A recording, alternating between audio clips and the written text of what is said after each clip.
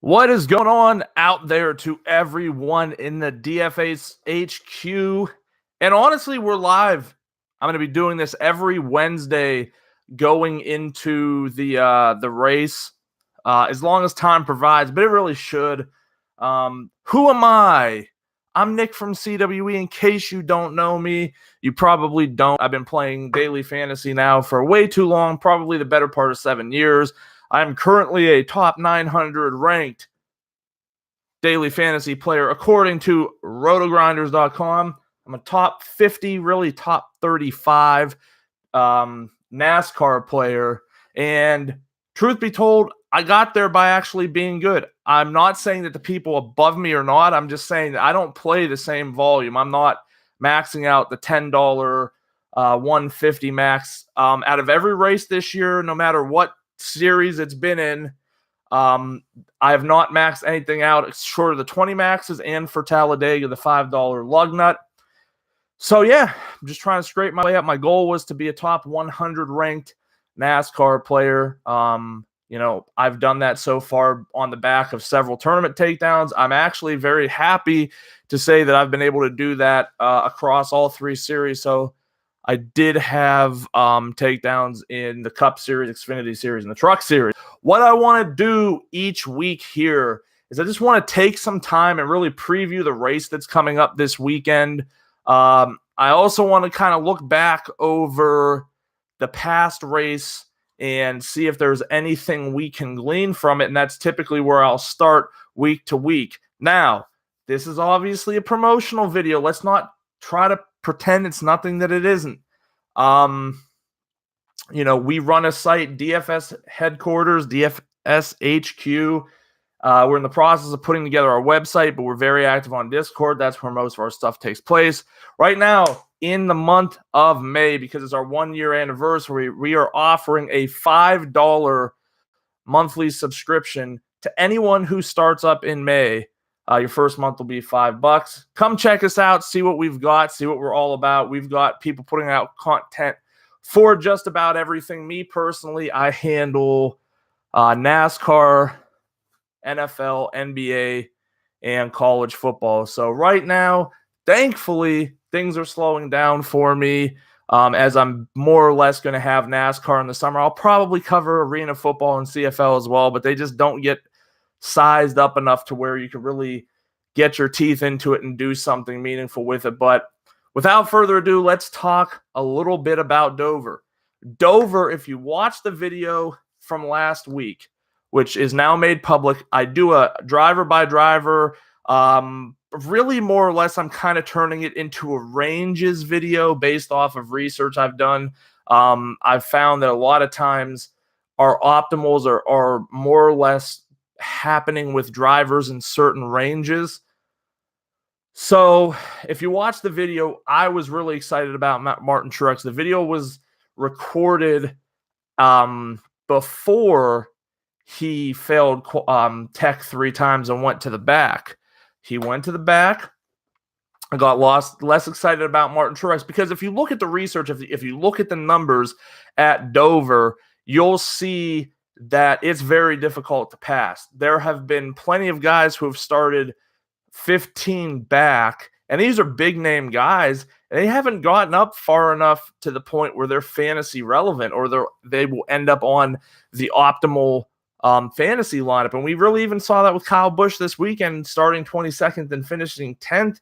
It was a fair amount of points, and if you played him in cash games, I guess you didn't get crushed, but it still wasn't like that immense performance. We saw Kyle Larson fail last year when he arguably had the fastest car in the race, and he started from the back in the same situation. He could only move up to about 10th. So it was very much surprising. I dropped my Martin Truex exposure from like 43% to like 10%, and it was still well below the field. So without, I got crushed point blank. You look at things like that and you chalk it up to bad luck. I don't know if it's a package thing that we'll continue to see that. It's hard to believe that when, like I said, Kyle Busch was not really much more success. It was not successful to the same degree. And every car is different. I think people spend way too much time. I believe, I have absolutely no evidence to back this up, but I hear a lot of people from time to time saying things like, well, Kyle Busch didn't do so well, so they'll go back into the garage and they'll talk to Hamlin and they'll talk to Truex and talk to Jones and they'll get it all figured out. Yes, I'm 100% sure that this takes place. I'm also very sure that I don't think it matters. I don't think you can just force a package onto someone and say, now you have to be able to drive this as well as everyone else. I think that there's a little bit of naivety in that, in thinking that it's just as simple as copying someone else's package and you're going to be just as good. So the biggest surprise wasn't Truex coming from the back, because we knew going into the race, Larson had an absolute rocket. Logano had a long-range rocket. Elliott had a good car. But Bowman kind of came out of nowhere because, yeah, he qualified high, but there was nothing that I saw in his lap times that really made me say, okay, this is a guy who, if he does go to the back by the third stage, he could be up there and contesting. With Alex Bowman at his price, you never needed him to lead laps.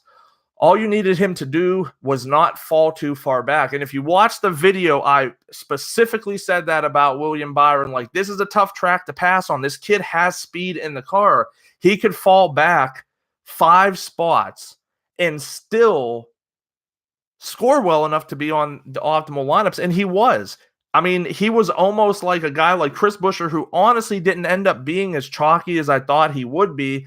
This Buescher car that's been running in the 18 to 20 range, starting 30th, people just really didn't buy into it. I think a lot of it was sticker shock, where they just didn't want to pay $6,300 for Buescher, $7,300 for Buescher, when they're more used to paying $6,500. And I think you saw some ownership go to Ty Dillon, $800 cheaper, and some to Ryan Preece as well, a little bit cheaper. So it was very much surprising that, Byron actually in many contests, tournament contests, was actually almost as highly owned as Chris Buescher. So where I thought I was heavy on both of them, my research basically told me that, you want to get 3 to 4 starting in the top 10, 1 to 3 starting, like 13 to 25, and no more than 1 starting 26 and back. That's pretty much how things broke down this week.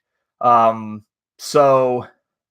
we'll chalk it up. It's been I would say it's been like a bad 3 weeks for me, which is always awesome to say when you're doing like your first preview video that you've had rough weeks. But Talladega rather, I mean, I was winning $6,000 right before William Byron and Jeffrey Earnhardt, ended up getting into the tumble with Larson, and I believe Truex was involved in it a little bit. It went from being a tournament winning situation to me in that $5 lug nut to finishing 13th place. And, that was a $5,850 drop for me, or a $4,850 drop. So it was not nice. It was not a great weekend. But I'm ready for Kansas. We've got a nice little set. We've got a nice little setup coming up in terms of some of these races. We'll have Kansas this week. Next week, we will have the Open and the All-Star race. Week after that, I believe it'll be the Coca-Cola 600. So we're definitely hitting our stride coming out of that spring and into the summer months. I'm very much looking forward to Daytona. I think that if Bubba Wallace would have had that accident happen at Daytona, where you're looking at like 6 or 7 less feet of width on the track, it would have been an absolute 20-car pileup, maybe worse. It might have been a situation where, Blaney and whoever was leading the race, Logano maybe at the time, would have been the only cars in like the top 25 that would have been able to run the race on the lead lap. So Daytona with this package should be excellent. I thought Talladega was an awesome race. It went to Dover, which was a really bad race, but in its defense, Dover is kind of always like a race where you see a lot of, you don't see a lot of attrition. you do see like 3/4 of the field a lap down a lot of times, and the winner winning by 2 or 3 laps. So not 2 or 3 laps, but like a significant amount of seconds, 9 to 15 seconds. So it's no surprise there. I do think Kansas hopefully will be a little bit different this week. Truck race Friday night. We're racing under the lights both days with the Cup going on Saturday night. Qualifying will be on Friday for both series. I believe somewhere around like 3 o'clock in the afternoon is truck qualifying, and 5:10, 5:30 is Cup qualifying. The race starts at 7:30. We do not have any big name drivers in terms of Cup guys in the truck series. Outsiders that we normally don't see. Brandon Jones has a car. Riley Herbst has a car.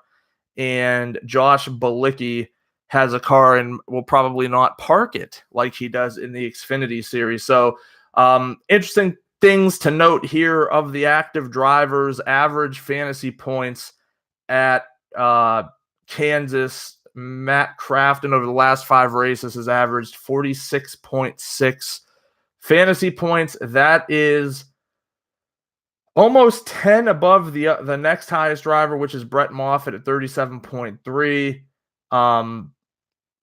No one with huge place differential with the trucks. You're kind, it's kind of a place differential is a tough thing, and that's why you end up seeing a lot lower scores with the truck series, because there's only going to be 28 trucks running this week.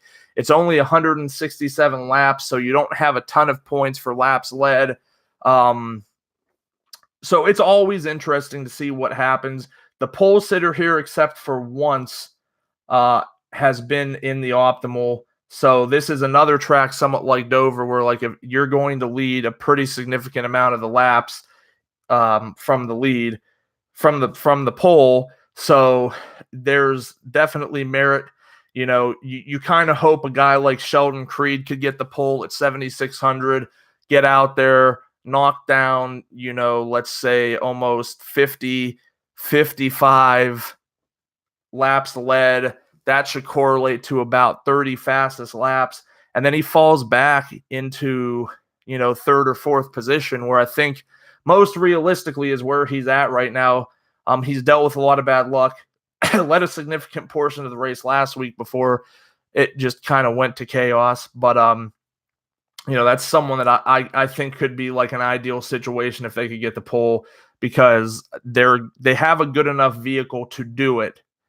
And if they get there, that price is just too nice. So there's not really much we're going to discuss in these preview videos. I am going to look at the stats some. I am definitely going to focus on the truck race, on the Cup race for the most part, because there's not much money in the truck race. It is a better race. I really honestly think week to week, if at the end of the year, if you compare what the races were like week to week, between the trucks, Xfinity, and Cup series, it's hard to not say that the truck series is markedly better. You have far more closer races, way more lead changes, a lot more aggressive driving. It provides a better product, in my opinion, than the other two series. It's cool to, and this is where the guys get their start. They kind of go K&N ARCA up into truck racing, then to Xfinity, and then, they're in the Cup series because the age, they can get into some of those earlier series at 16, get in the trucks at 18, be in an Xfinity car by 19 or 20 if they're good, and be looking at a 22, 24-year-old Cup driver like we're getting ready to see with Christopher Bell here. So that would be, kind of my biggest piece of advice there would be with the truck series. I think you could definitely be looking at around 3 drivers, somewhere between 2 or 3 drivers in the top 10, somewhere between 1 and 2 drivers in the top 11 to 20, and then 1 to 2 drivers, 21 and back. There's always going to be someone who qualifies further back that ends up, just because if 3 or 4 trucks have incidents, and they started 26th, now they're up to 22nd, And if a couple of cars have some, rubs against the wall, then they're talking your 19th or 20th position. And then when stuff gets haywire at the last caution, you might move up another position, and suddenly someone like Angela Ruck is on your winning lineup. So I definitely think we do want to pay attention and have some pretty solid equity in the pole sitter this week. And that brings us to the granddad, even though I'm not talking about WrestleMania. Of course, I'm talking about the race at Kansas. And much like I just got finished saying with the truck race, I mean, it's been paramount for you to have the pole sitter in your fantasy lineup over the last 5 races. And this isn't just the spring race. This is spring and fall races combined.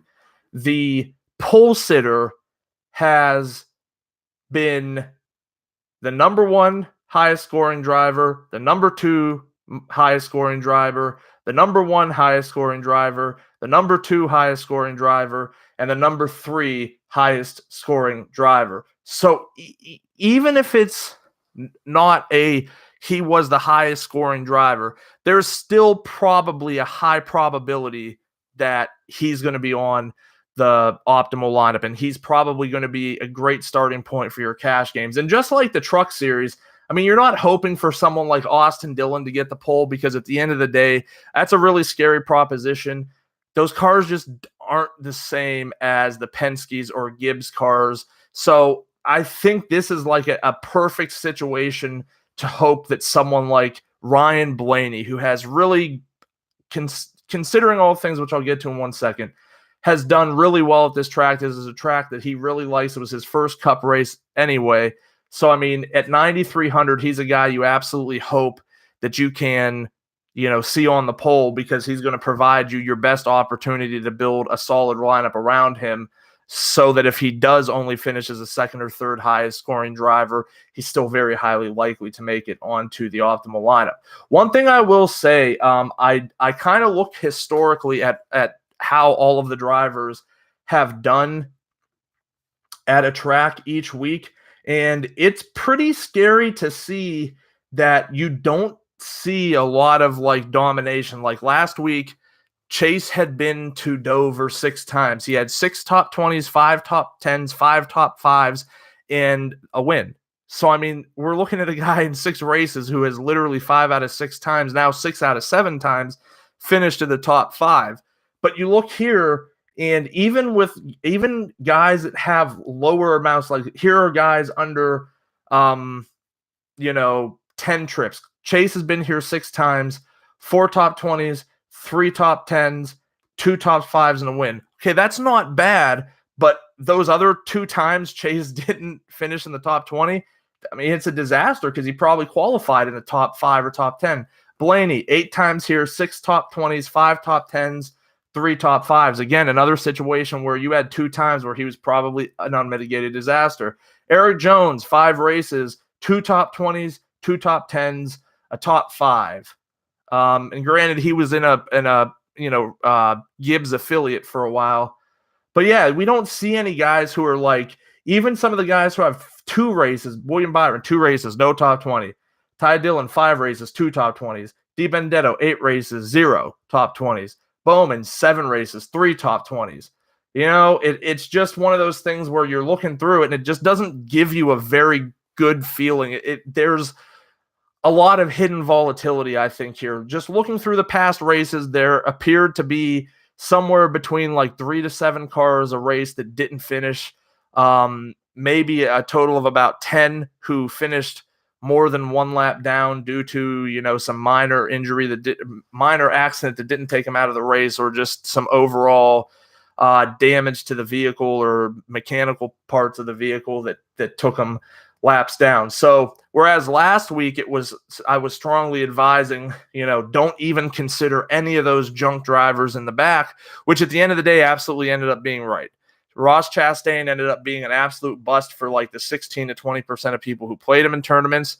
All of those guys who probably totaled, I would say, like 35% ownership were just absolute busts.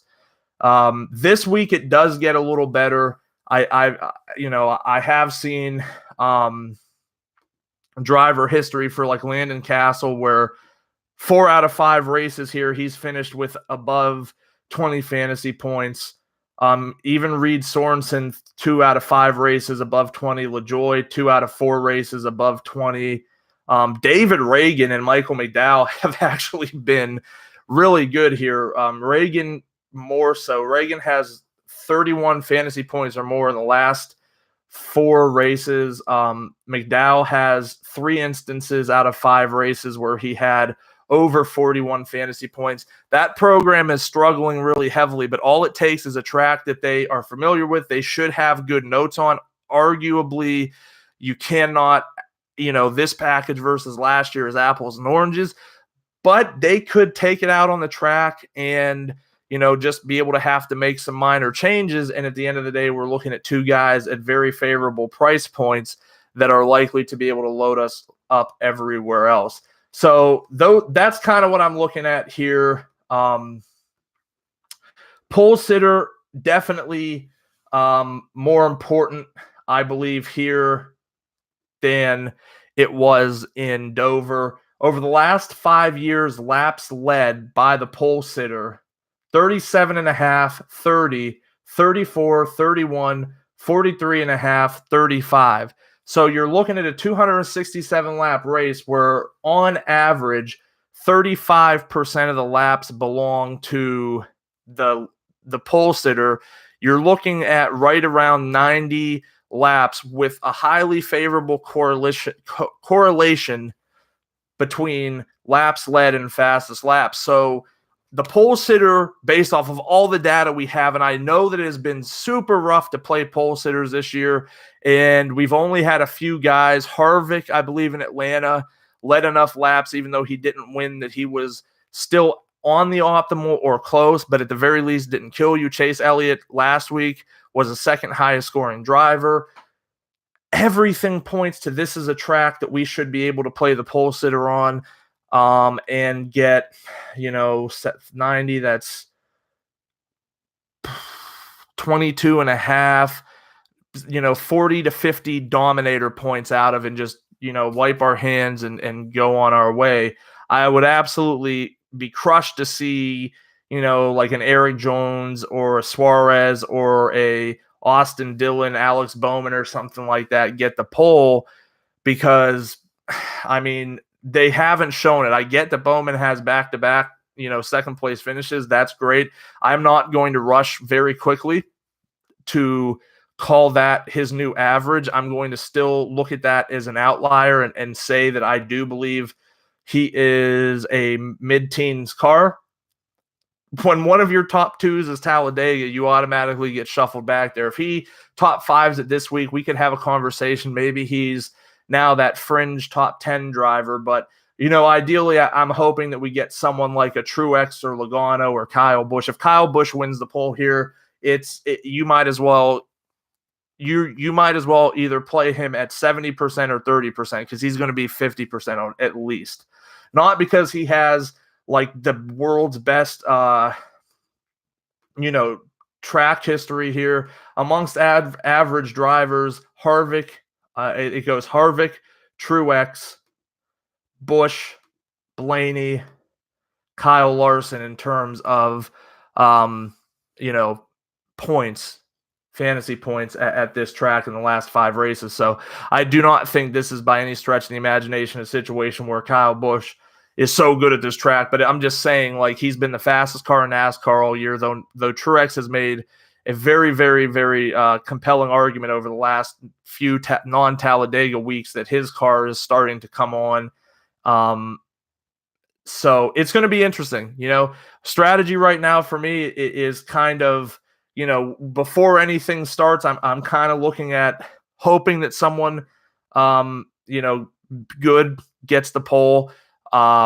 That's probably where I'm going to start my highest tournament exposure. Whoever wins the pole, as long as I can stomach them, are going to be in my cash game lineups and build out from there and kind of see where these front row motorsports guys qualify at, and if they're sitting in the late 20s. Whereas last week, I had no McDowell, no Tiff, even before Tiff's 4x, 3x failure in tech that caused him to have a drive-through and he was lost immediately, or McDowell, if they're sitting in the late 20s this week, even mid-20s, it's going to be a much different situation for me. I think that at that point, the track history kind of dictates.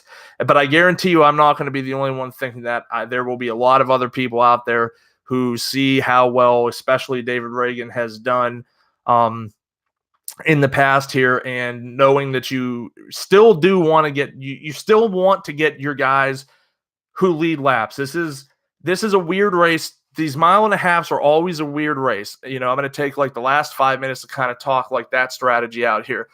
When we're at a half mile track or even a mile track, it's just like, it's super easy for us to just say we need laps led, because you're going to have 400 to 500 laps. So at a quarter point for laps led and then a half point at fastest laps, there's a ton of dominator points out there. When you go to a track like Talladega or Daytona, where you're just running so few laps, like, it doesn't make sense. And plus, we know those are much higher volatility tracks. So you're not going to get guys that lead more than like 15% of the race. And because there's such few laps, it's likely not to compensate for where they are likely to fall because of all of the attrition that happens there. And these mile and a halves are just tough. Whereas at Daytona and Talladega, we're like, it's place differential. You're looking for guys who can withstand or miss the accidents and kind of be there at the end. It's really place differential there. These mile and a half tracks, which makes up the vast majority of the schedule, it's really a combination of both. Yeah, there's probably going to be, with 267 laps there, all of the evidence points to the fact that we're likely to see one guy over 100 and someone else finishing between 60 and 100 points behind them. We may get as many as two drivers. So the way I'm looking at it is, early on, I'm kind of saying, in terms of laps led, people who could lead laps here, I want to play 1 to 3 of the guys, including the pole sitter, that I think could lead laps. I'm going to be looking for some relief from guys like Corey LaJoie and Landon Castle, hoping that they can just move up 7 to 10 spots, which sounds like a lot, but like I said, on a track like this, there's a little more attrition. This is where Eric Almirola had his really bad back injury. So there have been some Kansas races where you've seen like 15 cars not make it. So it ends up being a situation where if a guy like Corey LaJoie or Castle qualifies, 30th, they can eke out these top 20s. Like, you don't think it's possible when you're talking about it, because we see these crap cars so often just finish in the 30s or the very late 20s. But every once in a while, there's enough devastation, even outside of the old restrictor plate tracks, where they're still there at the end. So my strategy is definitely going to be, three lap leaders, 1 to 3 lap leaders, including the pole sitter, and then as much place differential as I can stomach, because these mile and a halves are literally just like a smush together of the short tracks and the super speedways. They're somewhere in the middle. So we're going to adjust our strategy, corresponding to that, and kind of try to produce lineups that have the best of both worlds with them. So with that, I will be back typically on Saturday nights. I record the race and release it. I record it live for everyone who's in our Discord room to watch. It does go in our YouTube channel after that, but it is only for members. And then right as the race starts, I'll typically make the video live. So if you're interested in doing it, don't hesitate to find us on Twitter, DFS. It's sad that I actually have to figure out what our Twitter is. I should definitely be more prepared. It's DFS headquarters on Twitter. Just reach out to us there. Someone will be in contact with you. Like I said, $5 a month for the month of May. And looking forward to it. I think we can win some money this week. And I hope everyone enjoyed the video. Don't hesitate to subscribe. Give it a thumbs up. Do whatever you got to do to get the word spread. Thank you very much, and we will see you this weekend.